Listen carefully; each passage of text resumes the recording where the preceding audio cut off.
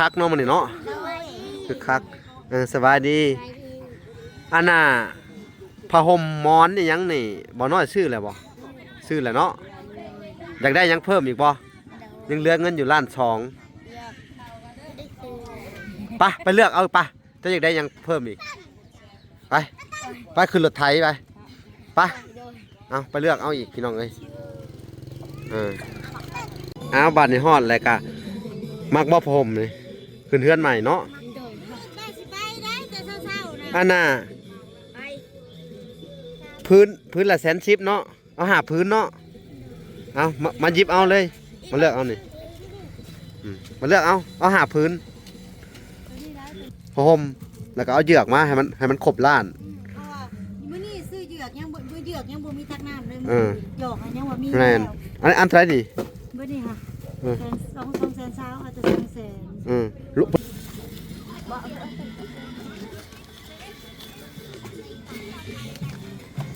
บ่พี่น้องเอ้ยหลายเติบแล้วนี่เดี๋ยวจ่ายเงินเพิ่นกว่าบาทนี่1,90,000พี่น้องเอ้ย1,90,000เอานำบ่รู้อันนี้เงินสิให้ซุปเปอร์รถสิขอนั้นซุปเปอร์รถบาทนี่พี่น้องเอ้ย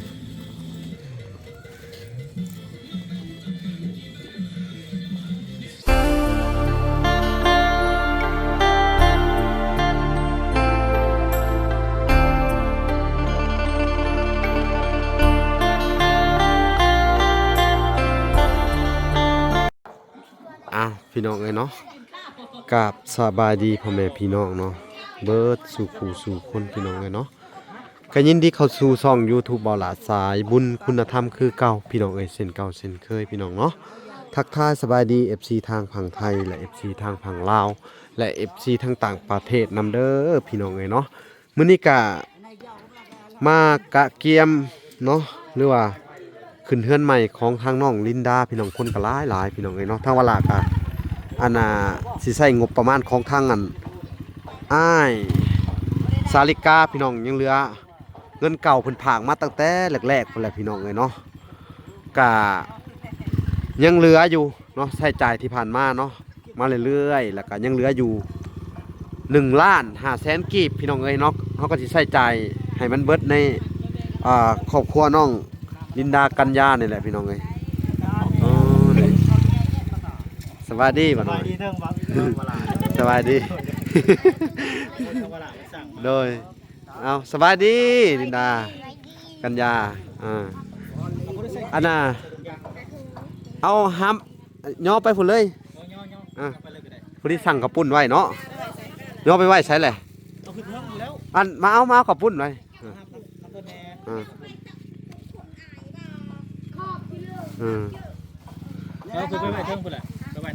สิพ่ออยู่บ่ดีครับนี่พ่อเลยเนาะอันนี้จักโลนะโลเท่าไหร่นะโล20,000พี่น้องผู้ที่300,000เหมือนบ่นี่พี่น้องเอ้ยก็จะได้จ่ายเพิ่นก่อนเนาะทั้งเบิดกับ300,000 กีบ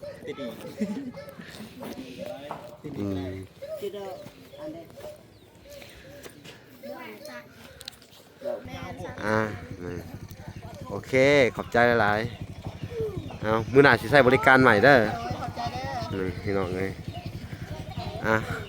กับตัดภาพมาอยู่ทางนั้นป้าสบายดีน้องน้อยสบายดีอีกทีหนึ่งลินดาคึกคักเนาะมันนี่เนาะคึกคักสบายดีอันน่ะผ้าห่มหมอนนี่ยังนี่บ่น้อยซื้อแล้วบ่ซื้อแล้วเนาะอยากได้ยังเพิ่มอีกบ่ยังเหลือเงินอยู่1,200,000ไปเลือกเอาจะอยากได้ยังเพิ่มอีกไปขึ้นรถไถไปเอาไปเลือกเอาอีกพี่น้องเอ้ยอันน่ะจะได้หารถไถเพิ่นไปอีกไปพี่น้องเดี๋ยวสิพาเพิ่นไปซื้ออีกเหลือเงินอยู่1,200,000กว่าทั้งเบิด1,500,000เนาะซื้อจ่ายกับปุ่นไปเนาะไปโอเค พี่น้องเอ้ยพี่น้องเอ้ยพาเพิ่นไปซื้อข้าวของเนาะเพิ่นจะได้หยังให้เพิ่นเลือกเอาพี่น้องเอ้ยของขึ้นเพิ่นใหม่เนาะในจำนวนเงินอยู่ล้านสองพี่น้องเอ้ยเอาของทางอ้ายสาลิกาพี่น้องเอ้ยเนาะโอเคพี่น้องเอ้ยไปพบพ่อกันอยู่ห้านเลยพี่น้องอ้าวบ้านในฮอดเลยกะมักบ่ผมนี่ขึ้นเฮือนใหม่เนาะ ได้สิไปได้แต่เช้าๆนะ อันน่ะ ไป พื้นละ110เนาะเอาหาพื้นเนาะเอามาหยิบเอาเลยมาเลือกเอานี่มาเลือกเอาหาพื้นฮะเออ เอาไปเอาไว้ส่ง ไปเอามาไป เอาซื้อนี่ เสือนอนเด้อสะเสือนอนนี่เด้อนี่เสือนอนเครือเท่าไหร่น่ะเอา107เนาะเอา2เครือสะเอา2เครือเออ เอาเขามาจองนี่คือเราถ่ายรูปให้เรา เออ เอาเขามาสิ นี่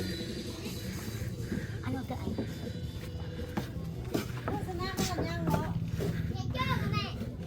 ชนะชะนอนพี่น้องเอ้ยเอามาให้น้องๆเพิ่นเพราะว่าบ่น้อยซื้อศาสตร์3พื้นพุ่นเนาะเพิ่นซื้อศาสตร์3พื้นแล้วแมันบ่เฮาสิเอาแต่ตัวนี้เออ โดยนะจะแม่น เอามาหาพื้นตัวนี้หาพื้นแล้วเอามาอีกเออเชือนอนเนี่ยเอาพื้นหนึ่งอีกเอามาอีกอืม เพิ่มเสื้อมาแต่ห้างแล้วเอายังอีกไอ้เหยือกเอาบ่ล่ะบ่มันบ่มีเหยือกตักน้ำมื้ออื่นบ่มีกิน อืม ถ้าบ่มื้อนี้บ่ทันได้ซื้อง บประมาณล้านหนึ่งล้านเอสก็ได้ไป มาเฮาสิไล่ก่อนเพราะว่าอันนี้ก็ ล้านหนึ่งเนาะ เบิ่ง นี่ได้ ไล่ ดูไล่มึงดู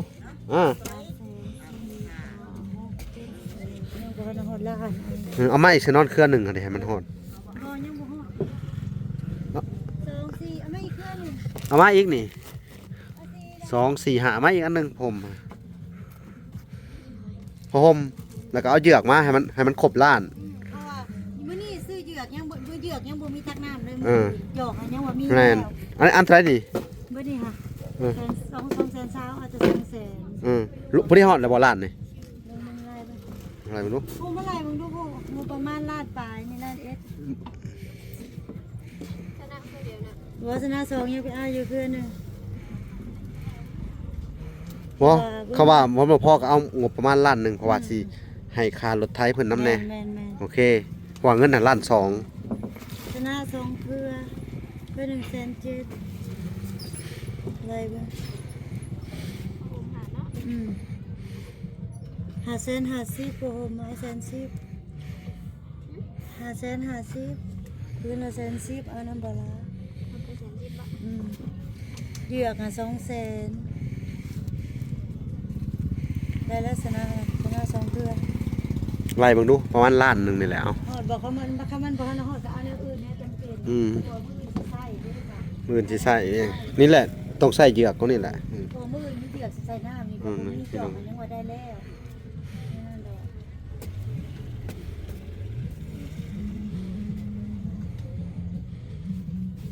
เอาจอกเนาะเหลือเอาจอกมันแหละถ้าบ่ได้พวกวันนั้นบ่ได้สินอนก็เอาจอก มันเหลือกะสิให้เอากระตุกเล็กตีมีตีนใบหนึ่งตัว โอเค ข้าวขวัญเข้าไป แม่น ให้ไปอยู่บ่ หมื่นไปร่วมงานเด้อหมื่นเด้อ เกาะเอ้ยไม่ได้ เอาไม่ถูกไม่ถูก ไปได้มืออื่นดีค่ะยังก็ขาได้ เออ ไม่ถูกสิไปได้มือจะบอก ไปร่วมเด้อหมื่นเด้อ ไป ไปกิน กระปุ้นน้ำหวานนี่ล่ะ เห็นอะไรบ้าง อืมเงิน มันพอเหลือบอกว่าจะสิเอากระตุก ไร ตีน มันล้าน90,000เหรอเด้ พอดีเลยสบาย พอดี เอาบ่ ไอ้ช้างไปแอล50โอเคพอดีซะยังเหลืออีก100,000จะให้ค่ารถเพิ่น100,000ก็ได้สำรวหลายเนาะ อัน90,000 โอเคเอาไปบัดนี่ว่าขึ้น เอาแล้วแรง เนาะ เพื่อนให้เอื้อยนี่เบิ่งตา ล้าน 90,000เนาะพี่น้องให้เบิ่งก่อนนี่เอาเดี๋ยวเขาจะไปจ่ายอยู่นอกพุ่นแหละจ่ายค่ารถเพิ่นเลยพอดี เอาไปก่อนเด้อไอ้ข่าว อืม เลยใจ อืม ได้เขาเลย เดี๋ยว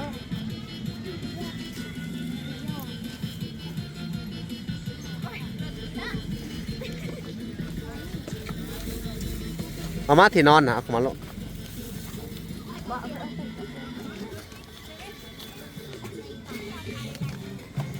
บ่พี่น้องเอ้ยหลายเติบแล้วนี่ฮะเดี๋ยวจ่ายเงินเพิ่นก่อนบาทนี่1,90,000พี่น้องเอ้ย1,90,000เอานำบ่รู้อันนี้เงินสิให้ซุปเปอร์รถสิขอนํซุปเปอร์รถบาทนี่ ไปให้ดูเงินไกลนะ พี่น้องเอ้ย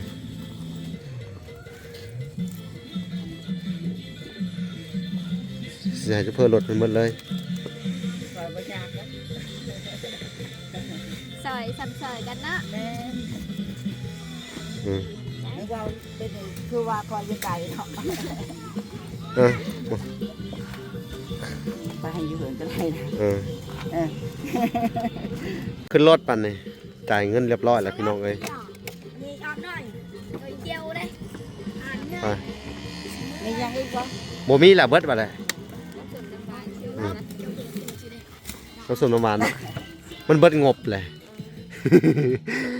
ซื้อเครื่องขึ้นเฮือนให้เพิ่นก็พอแหละโอเคบัดนี้ไปพอกันอยู่เฮือนเลยพี่น้องเอ้ยบัดนี้พี่น้องเอ้ยก็เดินทางมาฮอดแล้วบัดนี้ให้เด็กๆเพิ่นเอาลงเพิ่มอีก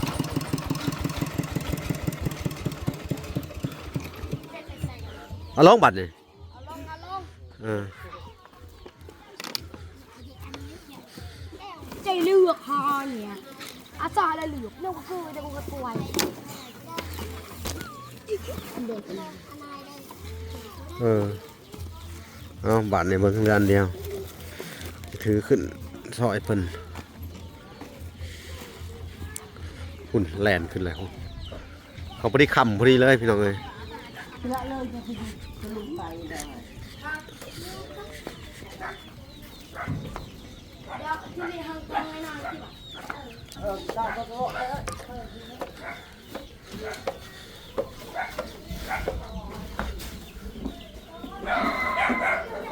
ป้ามืดคือตื้อเลยบาทนี่โอ้จะจากเต็มห้องเลยบาทนี่เนาะมีแต่ของใหม่เลยอันนี้เอามือเนี่ยไปหายน้ำตัวนี้เด้อฟ้ามืดเลยพี่น้องเลยนี่มืด ขอโทษนะพี่น้องมืดนี่เดี๋ยวไปหายน้ำเด้อเอาเอาบาทนี่ออกมาพี่มันมืดร้ายนี่ รับแล้วดีใจละ นะ ออกมาไว้ๆอีกหน่อย ขอบคุณเพิ่นเด้อบัดนี้เด้อ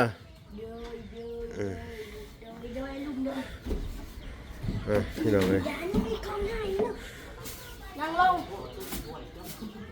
อาแก้ทาบอกเป็นยังนั่งลง มาบัดนี้แสดงความดีใจนำเด้อ เด้อ มื้ออื่นก็ได้ขึ้นบ้านใหม่แล้วบาดนี่เนาะ ลายแล้วอันนี้ก็ เครื่องคล้องมันก็หลายอย่างบัดนี้เนาะ เด้อดีใจแล้วอันนี้ก็ ได้ทั้งเฮือนได้ทั้งเครื่องคล้องบัดนี้พี่น้องเนาะเอาอันนี้ก็เป็นเงินของทางอ้ายสาลิกาเพิ่นเด้อ โดย อันน่ะกาสีได้ให้ทางอันน้องลินดาเด้อ โดย ขอบบุญขอบคุณเพิ่นเพราะว่าเงินนี่เพิ่นผากมาตั้งแต่